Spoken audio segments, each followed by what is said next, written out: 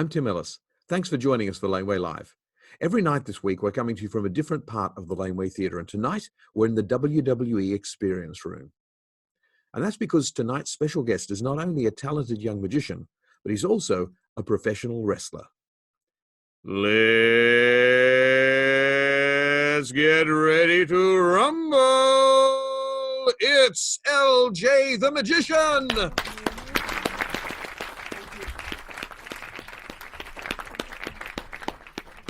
Hey, LJ, where are you right now?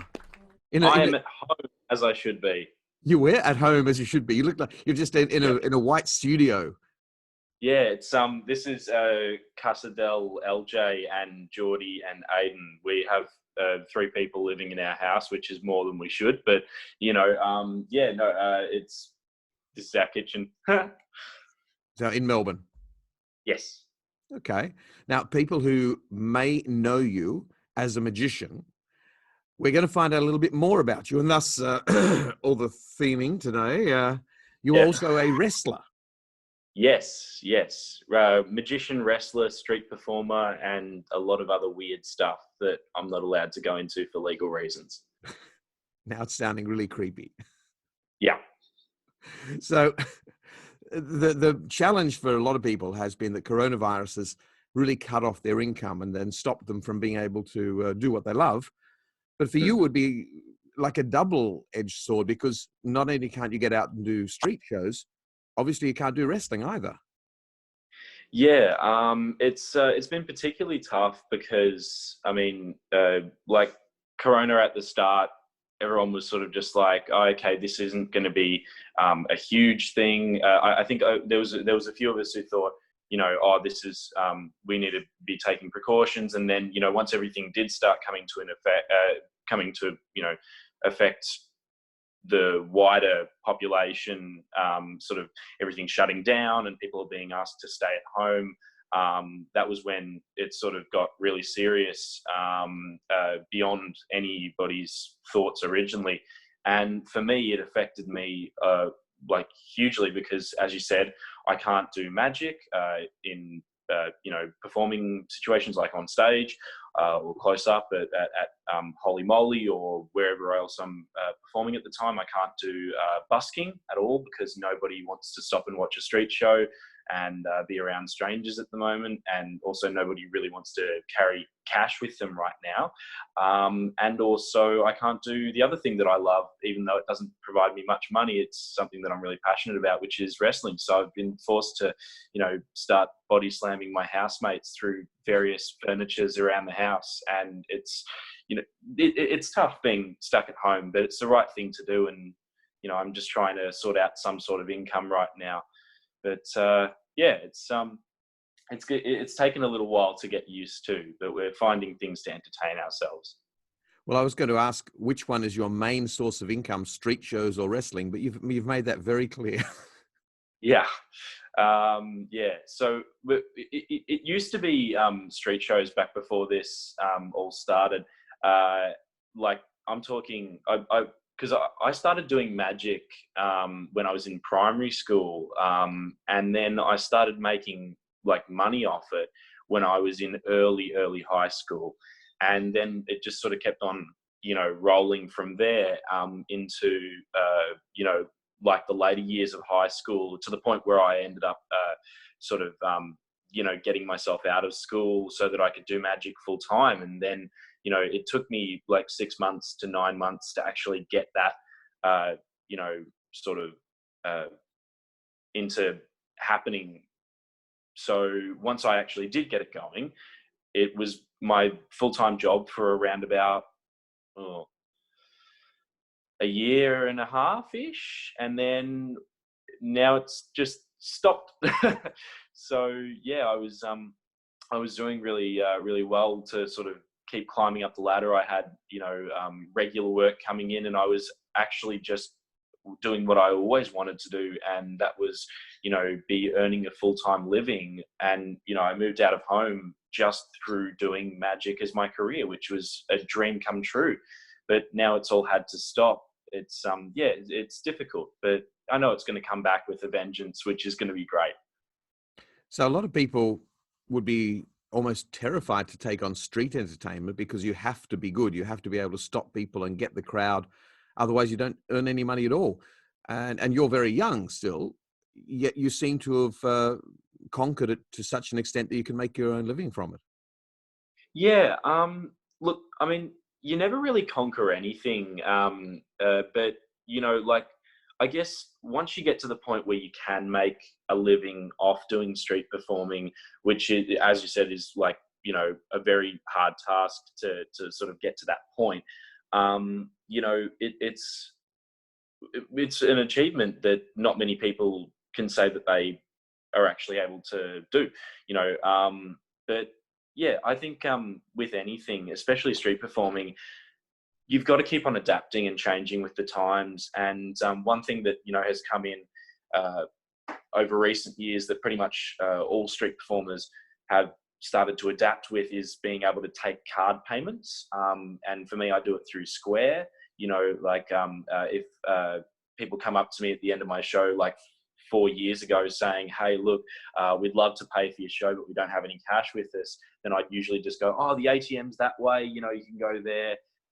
But that doesn't really work nowadays, and it never really worked back then because people would just use that as an excuse. However, nowadays, I actually mention in my show, if you guys don't have cash with you, that's fine. I take card. And then people can come up and pay on card if they want to. And if they try and use it as an excuse, saying, "Oh, I've only got my card with me," then I can just go, "That's okay. I take card and I've got the Square reader there." So, yeah, there's pretty much... there's a lot of different options for us nowadays, and there's different like card payments for like musician buskers. They have like the little thingos that are set to like $5 payments if you want to do it that way, or $10 or whatever, so that they don't actually have to type it in like I do. But yeah, it's really interesting career to do street performing because you never know what you're going to do when you come out for the day. It's always different. Well, I've learned something today. I didn't know you could actually pay street performers by card. I mean, do you issue receipts? Yeah, we do. We do. Yeah, we can send you an email with your receipt and everything. It's awesome. Yeah, the technology that has been invented for that sort of thing is fantastic. It's mind blowing. But here's the big question: how do you find the best way to just draw the crowd? Because I know years and years ago, way before you were born, I had a little bit of experimentation with some street magic in the Burke Street Mall, and No. tried to do just sort of standard his tricks, his tricks. But in the end, what I found was more successful was being a living statue. So I actually put a crate down, stood on the crate, just wearing normal clothes, put a pair of sunglasses on, had a sign that said "The world's most boring busker," and within a minute, people were throwing money into my bucket. Tim, why aren't you still doing that? I mean, I would pay to see that. That sounds awesome. um, oh yeah, like drawing a crowd and then getting paid. Those are two things that go hand in hand, but only if you can keep them there and make them love you enough to want to pay you. So I I have a couple of different techniques for drawing a crowd, and then I have a couple of different like sort of backup techniques if the first two don't really work. But when I start my show, because I pretty much only do my escape show now, which is my circle show, which is a larger scale show. Because I used to just do like a close-up magic show, but now I do the big escape show with only a little bit of magic in it. But there's other stuff that I do like die stacking and whip cracking, and I also do Minto in it when I'm wrapped up in the chains and the glad wrap and stuff like that. Yeah, so when I draw a crowd, what I like to do is I usually speak in the microphone, just chat to people who are walking down the street, try and let them know that something's going to happen. There's a show that's about to start, and then I talk about what I'm going to be doing throughout the show, such as my grand finale when I'm going to try and break a world record. That's like a heavy theme throughout the show, me sort of spruiking that I'm going to be trying to break a world record, even though it's just absolute garbage. I Not also lying to people, are you? well, it's stretching the truth a little bit, but here's the thing: I don't say Guinness World Record. If I said Guinness World Record, then I would be full of shit. But I'm not. I'm not. I do stretch the truth a little bit, but I put on music in the background, and I try and my entire playlist for the entire show is just 80s music. That's it. So I'm trying to kick the nostalgia in people's in people's mindset, because I know that if kids hear that music, like, they'll still bop along to it, I guess, but also, like, when the adults hear it and the parents hear it, they're just like, oh, this is cool, and I'm wearing the jacket that you gave me, the big red jacket. I think, is that from the 80s or the Thank you. or the 90s or something? Thank Yeah, you. Thank you. Okay. I love that jacket. That's the jacket I wear when I do my street shows, because it like sort of goes with the whole theme of the show. And my color scheme is like red and white, because that's the color of the chains. And, I wear the red and white Converses and that sort of thing. And sometimes I wear my little red and white bow tie. But, like, it all sort of goes together. And then, once people realize that something's going to happen, usually the crowd forms, and then I sort of build it up from there by doing a bit of a warm up.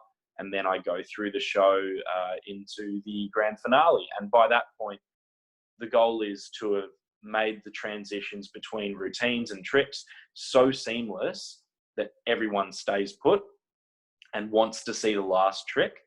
And then once we get to the last trick, just before I'm about to do it, and I walk out in the glad wrap and chains from behind the sort of like behind a pillar backstage, to I Want to Break Free by Queen.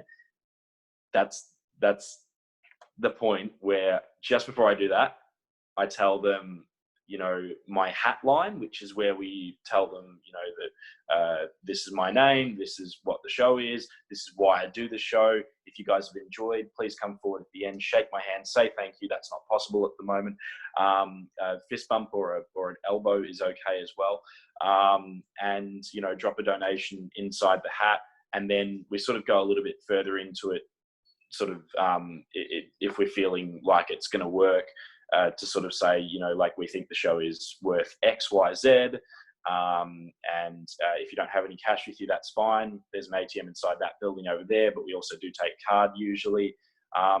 So we sort of all have different hat lines and ways that we try and part the people's money from their purses and wallets so that we can, make a living. But it's definitely interesting to have someone like yourself who has seen me do lots of stage performing, but probably hasn't seen a huge amount of the street performing. So I reckon you'd be in for something a bit different if you saw me do street. I've seen your close-up show on Swanston Street where you have the table and you do the smaller tricks. But as you say, that's not the moneymaker. No. I used to love doing that show. And even though it wasn't making me a huge amount of money or anything like that, I was really passionate about that show because it was like just magic.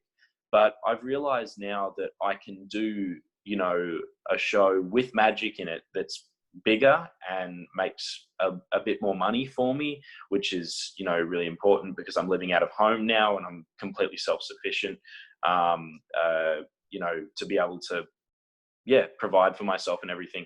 And even though the bigger show is a lot more labor intensive because there's a lot more like sort of dangerous stunts in it, and also, very physical stunts,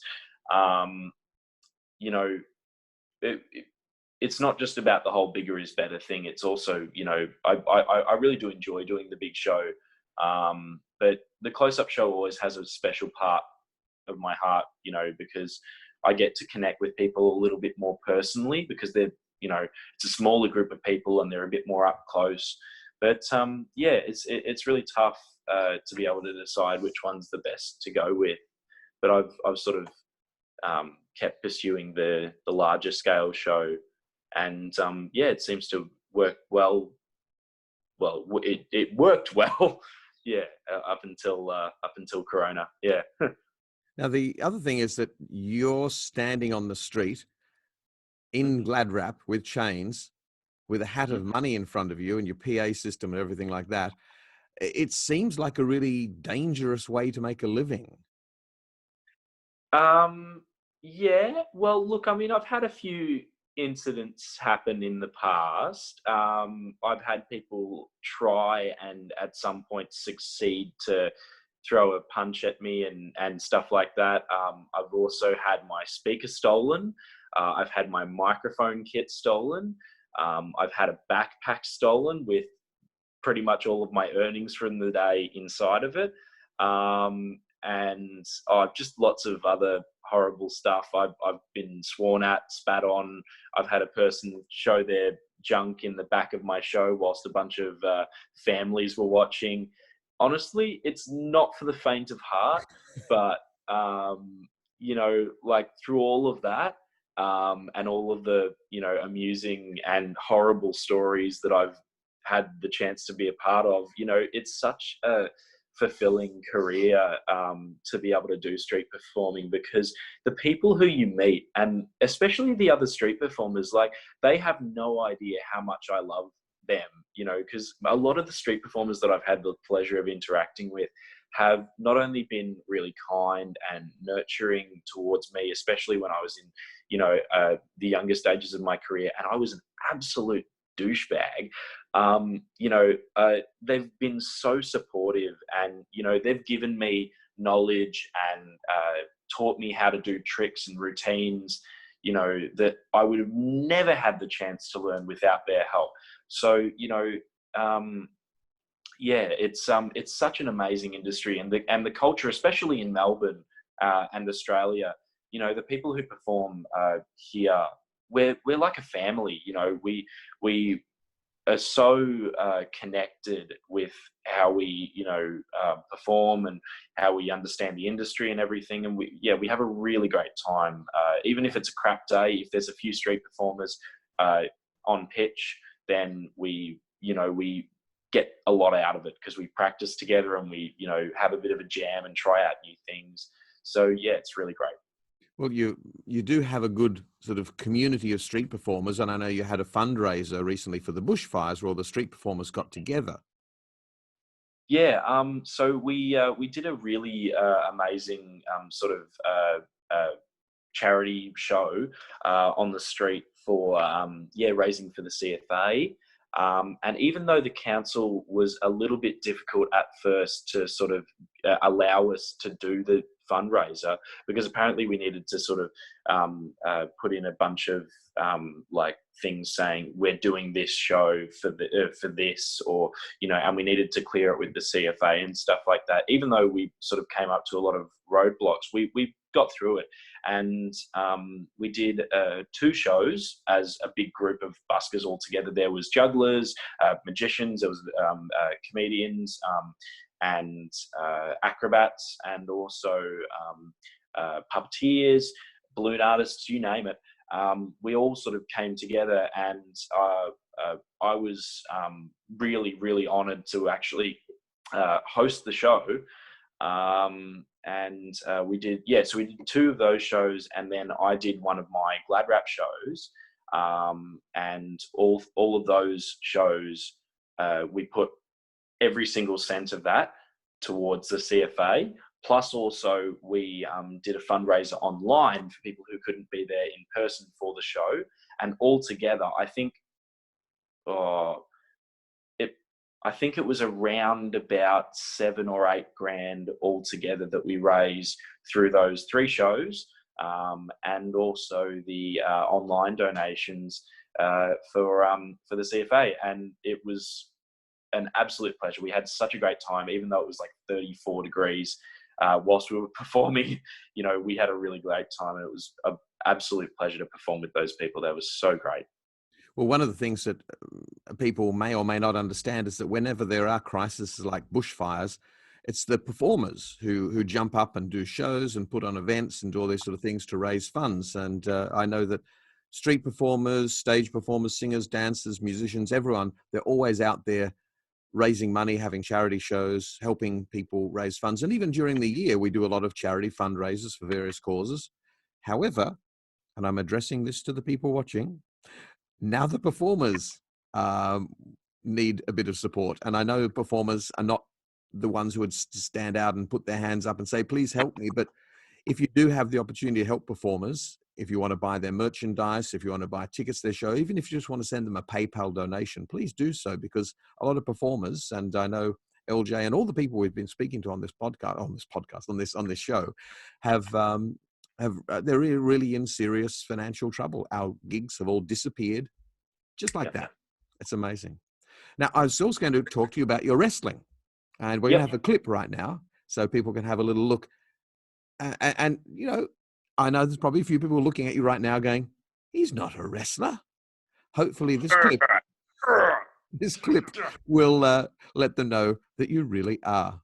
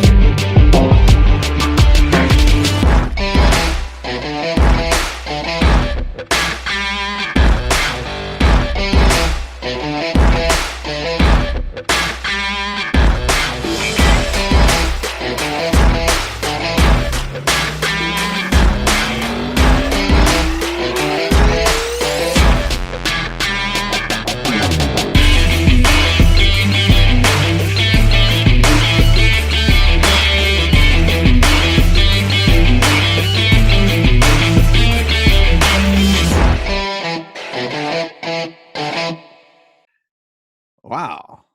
So how did you decide you wanted to get into wrestling? So I was always interested in it at a young age. Like I always really liked the sort of performance of it, and I guess like the amazing things that some of the wrestlers do. Like some of my early inspirations for for wrestling and people who I was really interested in were people like Jeff Hardy and The Undertaker, Edge, Triple H, those sorts of guys. Because I grew up in the like early 2000s, and I started watching wrestling probably in around about 2007. And that was when those guys were like at the top of their careers, you know. And I continued watching till around about 2013. And then I stopped because it wasn't cool, and it never was to anyone else around me. And I guess it wasn't just because I thought it wasn't cool or anything like that, but I just sort of wasn't really as interested in it anymore. And that was when I was just like really getting into doing magic and thinking about doing it as a career in like 2013, 2014. And that took over as something that I just put all my time into. And I think it was about 2016 that I picked it up again, and I watched WrestleMania 32, which, to be honest, was not a great WrestleMania, but it was like the sort of thing that lit a spark, and I was really interested in it again. And This was the yeah, that was a really good one. Credit where it's due. Like I was there. There's a picture of me there on the video. It's amazing. Yep. It's fantastic. And they're back. Spoiler alert. They're back next year. Hollywood again next year. I know. Are you going to go? No. I've been once. That was enough. It really was a good experience live. WrestleMania, I mean, I've been to other wrestling events live, but WrestleMania is, seriously, it is so different to any other wrestling. Though I have to say... Or a Rumble? No, I've only ever been to WrestleMania. I've been to a few events live here in Melbourne, but I have to say, we'll get back to your story in a second. WrestleMania last week or this week, what was that about? Did you watch it? Yes. It was weird, wasn't it? It was like, I mean, look, they're doing the best with the circumstances that they're given, you know, and honestly, the wrestlers, it's not their fault that the shows were continuing. And, you know, they're working as hard as they can to try and give us, you know, good matches and good stories and stuff like that. But when two things happen, number one, they get average storylines and, you know, sort of bad creative direction from the team of like 150 people that, you know, they've got there. You know, too many cooks, like, it's not going to be good.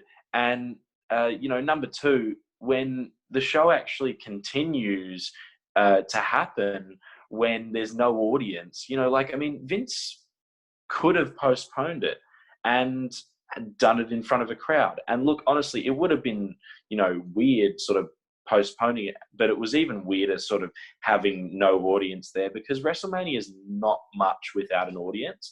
But they tried their best, and look, some of the matches were really good and some of the stories were really good. And because they had no audience there, they were able to try a few new things, which was really awesome. But overall, it's going to suffer when there's no crowd, which is a shame. But, you know, hopefully now that things are getting really restricted with, you know, TV tapings, and especially something as physical as wrestling, there's not much social distancing happening in the ring. So, you know, they're going to have to change, and they're going to have to, you know, pretty much postpone everything for a while, which is actually a good thing, because not only does it give us a chance to sort of breathe and then, you know, look forward to when it comes back, it also gives the wrestlers, and because I'm in the industry, I know how much it takes out of your body to be able to do that. And for those guys in WWE who are doing it, like, you know, a few times a week, and especially, you know, during the normal times when they have to do house shows, TV tapings, and pay-per-views. There's You no know, off season, no off season. oh, it kills you. It is so damaging. And it's shocking to me that most of those guys aren't working injured, you know, 24/7. It really does a lot of damage. But everyone who's in the wrestling industry loves the wrestling industry, you know, and we'd sacrifice a lot for it. And some have sacrificed, you know, their futures, their lives, their families, you know, lives, to be able to pursue this career. And for me, I'm not gonna, you know, like, try and go to WWE or New Japan Pro Wrestling or any of the major sort of companies over in the US, because my main love is doing magic. And that's what I want to continue doing for the rest of my life. But, you know, wrestling is always going to be something that I would love to be able to be a part of. And there's so many great shows here in Melbourne. So if any of you guys are interested in seeing wrestling in Melbourne, once it's all back, you know, come and check it out. There's so many great promotions in Melbourne that you can have a look at. And you might even see me there doing some magic and wrestling at the same time. I'll put the links down the bottom there, but what you say is quite correct. I wrote an article for Magic Magazine editorial years ago comparing the WWE to Magic, because essentially the beauty that I see of the WWE is they're telling the same story over and over again. Two guys get into a ring and fight, and that's the only story, but they tell it over and over and over with maybe 10 to 20 hours of content every week, and somehow make it interesting. And if magicians can't do that with so many different tricks that we have and try and make it interesting for the audience, then we have a problem. So I'll put the link to the editorial down the bottom there too, in case anybody wants to have a look at that. But the interesting thing with you, of course, if you've combined your magic with your wrestling character. Yeah, as people could have seen in the video that I posted and everything, and there's also a few photos that I've sent you. That one of them is using flash paper, and there was a clip in the little video that I put together where I use an appearing cane. So in wrestling, I actually do magic tricks in the ring, like I throw cards in people's faces. I get like locked up in handcuffs and then escape and you know, keep on going with the match. You know, I pop out appearing canes, flash paper, you name it. So I've been able to combine the two industries that are so similar. As you said, you know, when I started doing wrestling and I started training, everyone like knew that I did magic and everything. And I started noticing little similarities with the industries. It's unbelievable. It's, you know, both the wrestling industry and also magic are very, very secretive, but we're very tight knit. You know, we're all like pretty close with each other, and we're like a big family. You know, because we've got connections all around the world for magic, and I mean, I've got connections all around the world for wrestling. People who I've never even met before, but you know, like if I go over to that place in the world, they'll say to me, "Hey, look, you know, we've got a place for you to stay, and we've got a ring for you to work in if you want." You know, so like it's an unbelievable industry, and it's so similar to magic, but combining the two of them together at first was really, really difficult, because my main goal when I started wrestling was to become a really good, like, in-ring wrestler. You know, no fancy extra stuff that I didn't need to do at that point, you know, like the magic. So I wanted to, you know, work on making sure that, number one, everyone who got in the ring with me was safe, and number two, I was safe.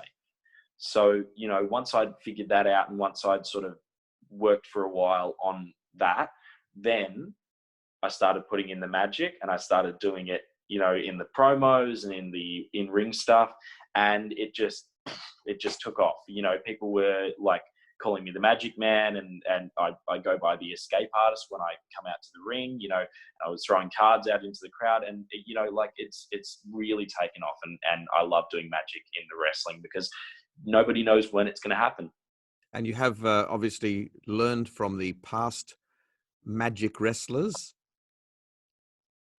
Oh, well, I wouldn't say that I've learned much from, because there's only Learn what been not to do. there's been a couple. Was it Fantasio? Phantasm or something like that. I can't remember. Oh God, didn't he pull people's undies out of their pants when, like, and that was his finisher? It was like the wrong way. I mean, Matt, the WWE, they've had Chris Angel and all sorts of different things. They've always tried to integrate magic into it, but they never quite got it right. But you never know. You could be the one to push it a bit further. Maybe. I remember I was watching WWE like when I was a fair bit younger, and I think like Justin Flom came on and did a little segment with The Miz where he did the fake egg to real egg trick, and that like they put it together and in the video in such a weird way that it just made like Justin look like a douche, even though Justin's lovely, you know, but they made it look like The Miz was the good guy and Justin was the bad guy. Now, you know, you've got to protect your money maker, protect your money maker. But they can't get right. But that's the thing. The WWE, they're always trying to find new ways, new angles, because the wrestlers absolutely love magic. Yeah, they do. They do. I think there's been a few magicians who've gotten like backstage because like wrestlers have gone, oh, let's bring him backstage because he's really cool and stuff like that. You know, but I mean, and when I'm backstage at shows, often when I'm not like, you know, working out what I'm going to do in my match and you know, getting ready for the show and you know that sort of thing. Other wrestlers come up to me and ask me to do magic for them and stuff like that. So it's lots of fun. It is. And I'm going to wrap this up today by asking you to do a trick for us. And you know the one I want to see. A little while ago, you had a very big success with a product that was released by Vanishing Ink called MINTO. So over to you. Thank you, Tim. So yeah, MINTO is a trick that I created on the street, and it was developed through my street performances and occasionally when I got on stage. And this is it. So I had inspiration through seeing other people do very similar tricks, but it always looked like it wasn't extremely, I guess, plausible and realistic, but I tried to sort of make it a little bit more, I guess, real, you know, by using, I guess, more everyday objects, and then doing the trick through everyday means. Like, yeah. So this is it. All right. Polo mints, lifesavers.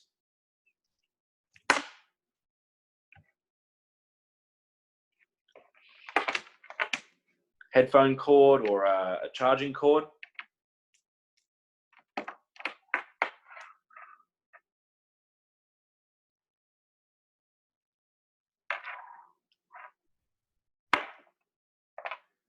There we go.